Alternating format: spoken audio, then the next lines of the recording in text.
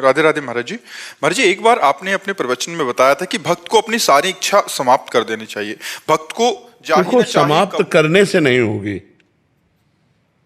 भक्त को सारी इच्छा समाप्त करने से कैसे समाप्त हो जाएगी? हम तो चाहते समाप्त हो जाए। जब हमको ऐसी वस्तु मिल जाए तब समाप्त हो जाएगी। जैसे 1 करोड़ रुपया मिल जाए, 1-2 रुपया की इच्छा खत्म हो जाएगी कि नहीं हो जाएगी? ऐसे ही या तो भगवान की प्राप्ति हो जाए और या भगवत प्राप्ति का लक्ष्य बना लिया जाए, तो हमको सांसारिक कामनाओं और बस साथ में भजन हो, भगवत प्राप्ति का लक्ष्य हो और साथ में भजन हो, तो फिर सांसारिक सुख। अच्छी बात ये समझ लो कि जिस समय हमारा भजन में मन लगेगा, भगवान हमें प्रिय लगने लगेंगे, उस समय संसार का ब्रह्मा तक के भोग, जो ब्रह्मलोक तक के, कुछ अच्छा नहीं लगे। ब्रह्मादि के भोग सब विषम लागताई, नारायण ब्रज चंद की लगन लगी जाए।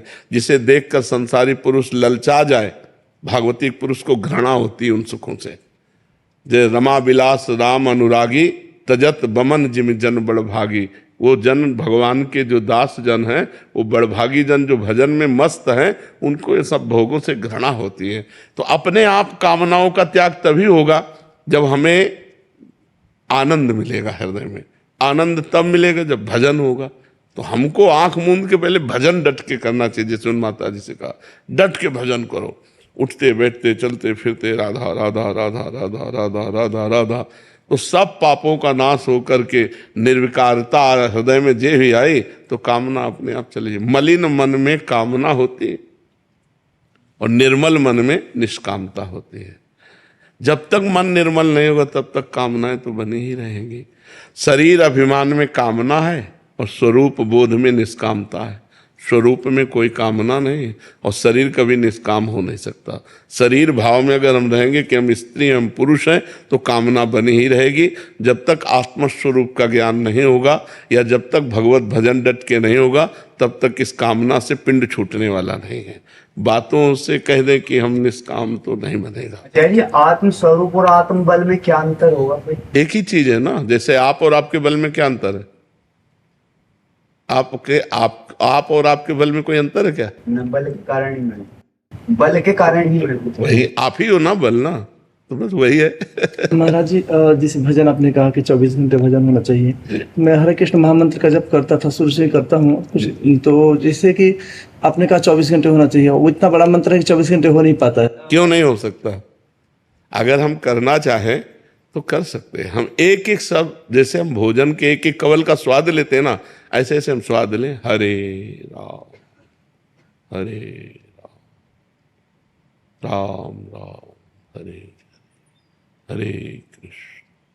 हरे कृष्ण कृष्ण कृष्ण। पूरा मंत्र लिख गया हमारे सामने, तुम्हारे सामने भी लिखा, देखो अब लिखो। हरे राम राम राम हरे हरे हरे कृष्ण। रोना ना आ जाए तो कह देना, आराम चल रहे हैं, हरे राम। हमको मन को प्रभु में लगाना है। जैसे आप उसको बहुत बड़ा मान रहे हो, तो आप छोटा ले लो।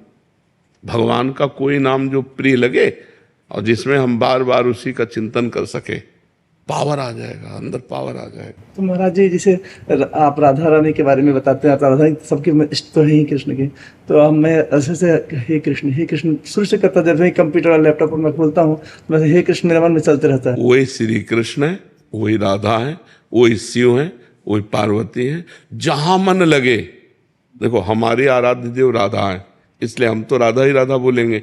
जहां मन लगे वही नाम ले लो, वही पावर है, वही कल्याणमय है, उतनी ही सामर्थ्य हर नाम में विराजमान है, क्योंकि वो उसी परम तत्व का नाम है ना। तो जो नाम प्रिय लगे, दुर्गा श्यामा, जो भी नाम प्रिय लगे। महाराज जी, हे कृष्ण या राधे कृष्ण ऐसे कर सकते हैं? जो प्रिय लगे बस एक पकड़ लो, बार बार बदलो मत। राधे कृष्ण दो पकड़ लो, चुपचाप पकड़ लो, किसी से कहने की जरूरत नहीं। हाँ बिल्कुल, पकड़ लो ऐसे जपो। दीपक जी भोपाल से। राधे राधे। महाराज जी, भक्ति में साधना मतलब मंत्र जप ध्यान द्वारा कुंडलिनी शक्ति को, सभी चक्रों को, सभी शरीरों को साधते हुए मूलाधार से आगे, तो महाराज जी ऐसे आत्म साक्षात्कार होता है या केवल नाम जप से ही ये स्थिति हो जाती है? जो चाहे वो सब नाम जप से प्राप्त हो सकता है, जो चाहे वो नाम जप से प्राप्त हो सकता है। पर इतना तीव्र नाम जप हो, इतना जोर का नाम जप हो कि कुंडलनी शक्ति में जाकर के आग पैदा कर दे, गर्मी पैदा कर दे। रात दिन भजन, वो फिर उत्थान करती है और ब्रह्मरंध्र तक पहुंच जाती है। अब जो जितना पहुंचा पाए उतनी क्षमता होती है, पर वो ऐसे नहीं होती, वो श्वास प्रश्वास की गति से होती है। अधिक से अधिक श्वास नाम जप ऊपर, प्रश्वास नाम जप नीचे जपते हुए शांत गति, अल्पाहार, प्रपंच शून्य, परम पवित्र निरंतर नाम जप। अब जो चाहे वो प्राप्त हो जाएगा। ब्रह्म ज्ञान चाहे ब्रह्म ज्ञान प्राप्त हो जाएगा, भगवत प्रेम चाहे भगवत प्रेम प्राप्त हो जाएगा, योग की सिद्धियां चाहे तो योग की। हनुमान जी में कौन सी सिद्धि नहीं है, या कई ऐसे भक्त हुए उनमें कौन सी सिद्धि नहीं, पर उस कोटि का भजन होना चाहिए ना। आकाशचारी हो जाना, बहुत रूपों में हो जाना, बहुत दूर की बात सुन लेना, बहुत दूर की बात देख लेना, चट्टान में भी प्रवेश कर जाना, ये सब सिद्धियां प्राप्त हो जाती हैं। अगर इन सिद्धियों को प्राप्त करे तो भगवान का प्रेम प्राप्त नहीं होता। इसीलिए बहुत बड़े बड़े महापुरुषों में कोई सिद्धि नहीं देखी जाती, केवल प्रेम देखा जाता है। वो प्रेम हृदय में जागृत कर लिए। कुछ ऐसे महापुरुष होते हैं जो सिद्धियों तक पहुंच पाते हैं, प्रेम तक नहीं पहुंच पाते हैं। तो सिद्धियां ब्रह्मलोक तक ले जाती हैं, भगवत धाम नहीं। भगवत धाम तो प्रेमी जन पहुंचते हैं। महाराज जी, आपने पूर्व में योग साधन ये सारे किए हैं महाराज जी। महाराज जी, कुंडली जब जागृत होती है तो कैसा अनुभव? अरे आकाश पाताल एक हो जाता है। मतलब पूरे शरीर की नस नाड़ियां झंझकृत हो जाती हैं। मतलब जब उत्थान करती है तो एक एक पीता शरीर उठ जाता है आसन से, पद्मासन लगाए बैठे आसन से उठ जाता है। पूरे शरीर की मतलब आपको देख के लगेगा इनको प्रेत आ गया है क्या। आग पैदा हो जाती है, आग पैदा हो जाती है। और क्या, ऐसे परमार्थ की हर स्थितियां जागृत हो जाती हैं। जब भगवान में चित्त जोड़ दे तो भगवान सर्वात्मा है, तो सब कुछ ज्ञान हो जाता है। तो महाराज जी, अभी इसकी प्रेम मार्ग में इसकी नहीं, ये सब समाप्त कर दी जाती है। मतलब उसका अनुभव भी वो, क्योंकि एक ही बिल्कुल बिल्कुल सब समाप्त करके बिल्कुल अबोध बालक की तरह तब भगवान से प्रेम होता है। हे नाथ, मैं किसी योग्य नहीं हूँ, ये बात आनी चाहिए। अयोग्यता आ जाती है। हाँ, अंदर से उसका बिल्कुल, ऐसा, हाँ, मतलब वो तो परम योग्य है, पर हाँ, अयोग्यता का हाँ, अनुभव होता है उसको। बिल्कुल बिल्कुल। एक बार एक संत बड़े सिद्ध योगी थे। तो एक संत अपने शिष्यों के साथ भगवत भक्त नाव में बैठ रहे थे। तो वो अपनी रुआब दिखाने के लिए खड़ाऊ पहने हुए गंगा जी में ऐसे, और जब नाव आगे बढ़ी तो वो खड़ाऊ से ऐसे चल के बोले, क्या तुम्हारी साधना है, नाव में बैठ कर जाते हो। वो कुछ नहीं बोले। गंगा पार हो गए। गंगा पार होकर केवट से कहा, कितने रुपए? उनका 2 रुपये। 2 रुपये निकाले। अब उत्तर दिया। उन्होंने कहा, 2 रुपये में हमने गंगा पार किया, और तूने सारी अपनी तपस्या नष्ट कर दी। जिन गंगा जी को भगवान शंकर अपने मस्तक पर धारण करते, उन पर पादुका से जल स्तंभन करके तू चला, सारी तेरी तपस्या 2 रुपये की। जो कार्य हमारा 2 रुपये में निपट गया, तेरा सारी तपस्या नष्ट हो गई। तो जो योग की सिद्धियां, उनमें अहम भी रहता है, मैं ऐसा, मैं और भगवान का दास अहम शून्य होता है। हनुमान जी को अपनी शक्ति का ज्ञान नहीं था, जामवंत जी ने कराया। का चुप साधि रहा बलवाना, पवन तनय बल पवन समाना, का चुप साधि रहा बल। तो एकदम तब उन्होंने कहा, बताओ लंका को उठाकर समुद्र में बोर दूं, क्या करूं? तो उनका बस आपको इतना करना है, समुद्र पार करके जाओ और सीता जी की खबर लेकर रघुनाथ जी को सीता जी की बात बताओ, सीता जी को रघुनाथ जी की बात बताओ। भाई इतना करना है। तो योग में सब सिद्धियां होती है। परमात्मा योग में चित्त को जोड़े तो ये नाम योग है। नाम योग से तेसाम सतत युक्ता नाम भजताम प्रीतिपूर्वकम ददामि बुद्धि योगम तम ये नमाम उपयांति ते। भगवान कहते हैं, जो निरंतर मेरा भजन करता है उसकी बुद्धि को योग मैं प्रदान करता हूँ, तो सब जागृत हो जाती जाए। कुंडलनी, षटचक्र भेदन, स्थूल सूक्ष्म कारण, सबका ज्ञान, तत्वबोध सब हो जाता है। भगवान का भक्त कोई अज्ञानी थोड़ी होता है। मुझे द्वैत और अद्वैत साधना में आप किस में चल रहे हैं? आपको प्रवचन करना है क्या द्वैत अद्वैत का पूरा ज्ञान प्राप्त करके? तो आप चल किस में रहे? द्वैत साधना ही। द्वैत साधना, भगवान की भक्ति। जी, भक्ति। हाँ, मैं दास हूँ, प्रभु मेरे स्वामी हैं, तो इसमें खूब भजन करो, क्या परेशानी। भगवान की लीला गुण, बाद में सब एक ही बचता है, दो नहीं रह जाता, बाद में एक ही बचता है। पूरा संसार खोजा और जब मिला तो खोजने वाला नहीं। जब जिसको खोज रहे थे वो मिला, तब खोजने वाला नहीं।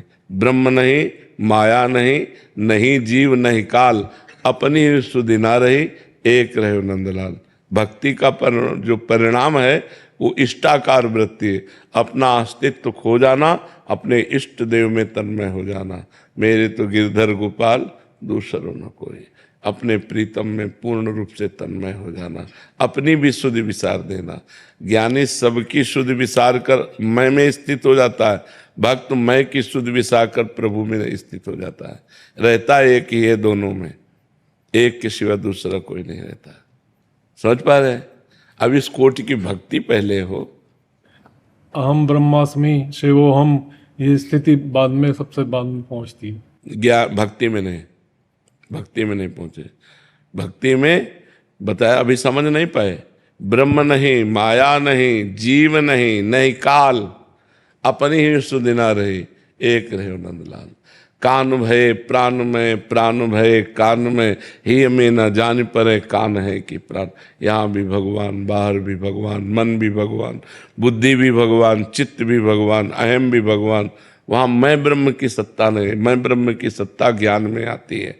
और भक्त का मैं का विस्मरण होकर के केवल कृष्ण में, केवल राम में। समझ रहे? जड़ चेतन जग जीव जत सकल राम में जाने। गोस्वामी तुलसीदास जी कह रहे हैं, यहाँ राम, सामने राम, चराचर जगत में राम। ऐसा भक्त को अनुभव होता है। ज्ञानी को चराचर जगत ब्रह्म स्वरूप मेरा ही स्वरूप है और मैं ब्रह्म हूँ, स्वयं ब्रह्म मैं हूँ, ऐसा अनुभव होता है ज्ञानी। वो भी सत्य मार्ग है, अलग अलग मार्ग से वहाँ भगवान का अनुभव होता है। समझ पा रहे हैं जी? राहुल जी पोरसा से। राहुल जी, महाराज जी, रामचरितमानस के अनुसार हनुमान जी ने रावण जी से कहा कि सबके देह परम प्रिय, सबके स्वामी, मारहु मोहि कुमारग गामी। सबके देह परम प्रिय स्वामी, मारहि मोहि कुमारग गामी। जिन मोहि मारा तिन में मारे, तिन पर बांधे तने तुम्हारे। हाँ, इसका क्या भाव महाराज जी, जानना मेरा चाहते? प्रश्न है कि देह भाव के त्याग और प्रभु की प्राप्ति के लिए शरीर को इतना कष्ट देना देह धर्म के विरुद्ध तो नहीं? अलग अलग संतों की रहनी देखी जाती है, गर्मियों में धूनी लगाए या सर्दियों में वहां जो बात हो रही है, वहां संतों से जोड़ रहे हो क्या? वहां राक्षसों से युद्ध करने की बात हो रही है। यही तो हम लोगों की कमी होती है कि कहीं की टांग, कहीं का हाथ, कहीं की आंख जोड़कर आकृति थोड़ी बना सकते हैं। वहां विषय क्या चल रहा है? राक्षसों को दंड देना। हनुमान जी से पूछते हैं कि तुम्हारा मैंने अपराध क्या किया? हमारा तुम्हारा कोई परिचय नहीं है। रावण पूछ रहा है, तुम कोई राजा नहीं हो कि हमारा तुम्हारा वैर विरोध है? अशोक वाटिका को आके उजाड़ देना और हमारे अनुचरों को मारना।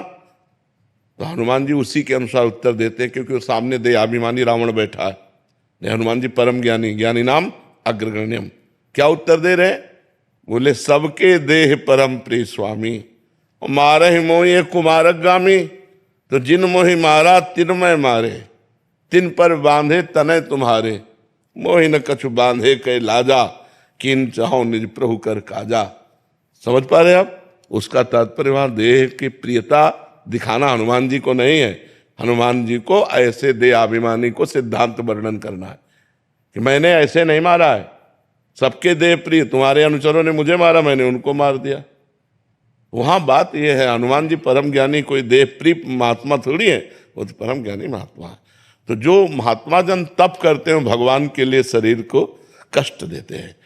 शरीर का कष्ट कोई कष्ट नहीं है। यदि मन परमात्मानंद में है और गर्मी सर्दी और सब भूख प्यास, तो इससे कोई फर्क नहीं पड़ता है। प्रीति जब भगवान से हो जाती है तो शरीर का कोई भाव महत्व नहीं रहेगा। ये झूठा है ना? झूठा ना, ये कल था ना कल रहेगा। ये केवल वर्तमान में दिखाई दे रहा है, कल नहीं था, कल नहीं रहेगा। मतलब कल का तात्पर्य है, जैसे आपकी आयु कितनी है? है। हाँ, तो 30 वर्ष पहले नहीं था ये रूप, और पता नहीं 30 सेकंड बाद रहेगा कि नहीं रहेगा, इसका भरोसा नहीं है। तो ये टिकाऊ चीज नहीं है। तो इससे हमने जो प्रियता कर रखी है, उस प्रियता को तप के द्वारा नष्ट किया जाता है। ये तप है, गर्मी, सर्दी, बरसात, भूख, प्यास, मान, अपमान, ये सब सहना तप के अंतर्गत आता है। समझ पा रहे हैं आप? अंजू पंवार जी, देहरादून। वल्लभ श्री हंस मोहन। महाराज जी, आपके चरणों में कोटि कोटि प्रणाम। महाराज जी, क्या प्रारब्ध में इतनी शक्ति है कि वो भजन को मात दे दे? हाँ, अगर साधारण भजन है तो मात क्या दे देगा? बंद करवा देगा, भ्रष्ट कर देगा। प्रारब्ध में इतनी सामर्थ्य है, जब इतना भजन तन्मयता पूर्वक किया जाए कि प्रारब्ध को रौंद दे। अब इतना भजन तो कोई बिरला ही कर सकता है, नहीं तो प्रायः बैलेंस बना के भजन होता है। 2, 4, 10, 11 माला भजन किए और भोगों में रत हैं, मनोरंजन भी कर रहे हैं, तो ये फिर प्रारब्ध रौंद देगा। प्रारब्ध बड़े बड़े भजनानंदी को गिरा देता है, बड़े बड़े भजनानंदियों को। पर तुम चाहे जैसे गिराओ, जब प्राण, जैसे दिल धड़क रहा है तो धड़केगा ही, ऐसे इन दिल से नाम चल रहा है तो चलेगा ही। चाहे स्वस्थ है तो चलेगा, अस्वस्थ है तो चलेगा। मतलब स्वस्थ होकर भजन करने में जो आनंद है, अब यहाँ पीड़ा, वहाँ पीड़ा, ये परेशानी, ये नहीं खा सकते, ये नहीं पी सकते, 5 घंटे डायलिसिस में पड़े रहो, कितनी परेशानी। तो प्रारब्ध ने गिराने की पूरी चेष्टा की, गिरा दिया, लेकिन भजन नहीं रोक पाया, क्योंकि बचपन से भगवान के शरण में रहे और वो अभ्यास रहा 20 वर्ष का, तो अभ्यास अपना काम कर रहा है। तो प्रारब्ध जोरदार होता है, ऐसा थोड़ी होता। बड़े बड़े सिद्धों को होता है। सिद्ध महापुरुष जो हो गए, भगवत प्राप्त हो गए, उनके शरीरों में भी देखा गया कि किसी के कैंसर है, किसी के ऐसे कष्ट हैं, बड़े बड़े कष्ट देखे गए। देवा जी, गुवाहाटी से। राधे राधे। जी, राधे राधे महाराज जी। महाराज जी, जीवन में कई बार अपने जो हमने पहले जो डिसीजन ले लिए हैं उस पर बहुत पछतावा होता है कि हम वैसे नहीं करते तो ठीक था। महाराज जी, अभी देखो, उसको डिसीजन लेने का सही स्वरूप है या तो शास्त्र सम्मत डिसीजन हो, कोई भी हो, शास्त्र के अनुसार हो, और या फिर गुरुजनों से अनुमति लेके। मनमानी डिसीजन ही कोई डिसीजन नहीं है। मन तो हमारा गंदी से गंदी बात के लिए सही का निशान लगा देता है, नहीं लगा देता। देखो अपने लोगों के जीवन में कितनी गंदी बातें हो गई। ज्ञान चाहे जितना बघारो, लेकिन ज्ञान का प्रयोग नहीं कर सकते हो आप। किसको ज्ञान नहीं कि पराई माता बहनों की तरफ गंदी दृष्टि से देखना पाप है? किसको ज्ञान नहीं कि दूसरे का 1 भी रुपया लेना विष है? किसको ज्ञान नहीं कि परोपकार करना सबसे बड़ा धर्म है? क्या ऐसा हो पा रहा है? क्यों नहीं हो पा रहा? क्योंकि जीवन में भजन नहीं है।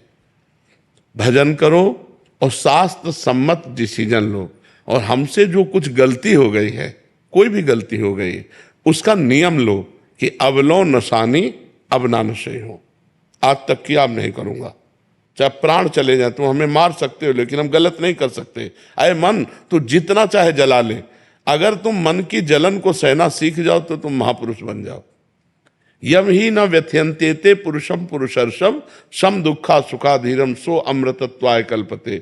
जो सुख दुख में समान भाव रख करके मन की व्यथा, मन जलाता है, जैसे मन जो हठी स्वभाव का है, वो जो पकड़ेगा नहीं करेंगे तो जलाएगा में, तो हमको लगता है यार इस जलन से अच्छा कर लो, बस यही हम मन की गुलामी हो जाती है। अगर मन के द्वारा प्रेरित की हुई गलत बात को हम ना कहते हैं और वो हमें जलाता है और उस जलन को हम सह जाते हैं, तो हम अध्यात्म में आगे बढ़ जाएंगे। तो हमारे द्वारा जो पीछे गलतियां हो गई, उनको हम भगवान से प्रार्थना करें कि वो क्षमा कर दें, आगे हमसे गलती ना हो। इसके लिए हमें भजन करना चाहिए, शास्त्र स्वाध्याय करना चाहिए, सत्संग करना चाहिए, जिससे हमारी बुद्धि में विचार आवे।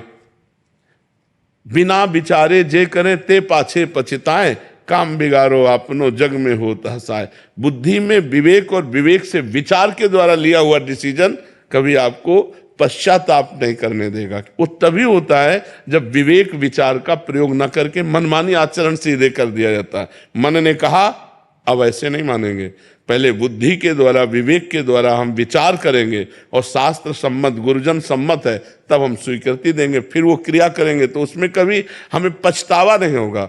और अगर बिना विचारे जे करे ते पाछे पछताए, काम बिगाड़ो आपनो जग में हो हसाए, तो क्या मतलब कहने का आपका?